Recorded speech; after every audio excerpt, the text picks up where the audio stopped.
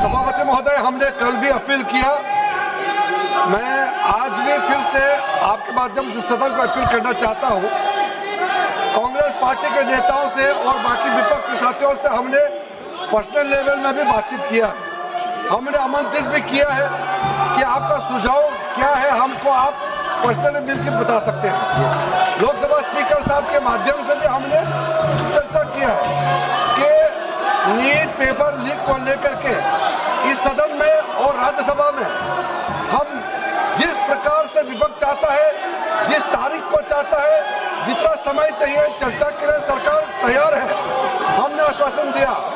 आज सवेरे आदरणीय प्रधानमंत्री जी ने भी देश के सामने में बहुत अच्छे संदेश दिया है कि नीट पेपर लीक को लेकर के जो भी दोषी पाया गया है उनको कड़ी सजा के लिए फास्ट ट्रैक कोर्ट भी बनाने का आदेश दिया गया है।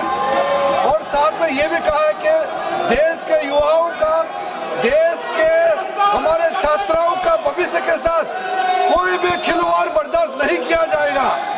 भविष्य हमारे युवा का अच्छा हो, इसके लिए चर्चा होना जरूरी है।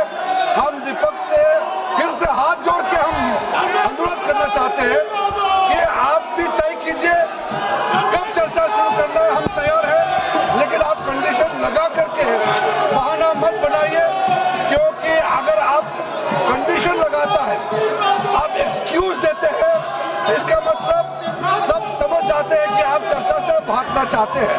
हम चाहते हैं कि जितना लंबा हो, जितना बोलना चाहता है, 1 दिन 2 दिन लीक पेपर देश भर में जितने राज्यों में आज तक पेपर लीक हुए हैं सबका सब चर्चा हो जाए और सरकार ने क्या कदम उठाया है उसको लेकर के भी पूरा देश के सामने में हम बताना चाहते हैं। इसलिए फिर से हम आंदोलन करना चाहते हैं।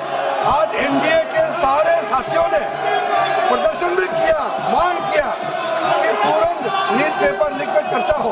और देश भर में अध्यक्ष महोदय, ये कोई सरकार, कोई पार्टी का विषय नहीं है। आज तक जितने राज्यों में पेपर लीक हुए हैं, किसी भी एग्जाम का पेपर लीक हुए हैं, सबके लिए चर्चा होना अत्यंत आवश्यक है।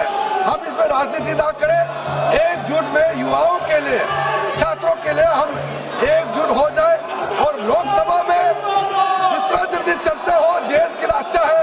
मैं फिर से अनुरोध करना चाहता हूं कि बिना विलंब के हम नीट पेपर लीक पे चर्चा शुरू करें।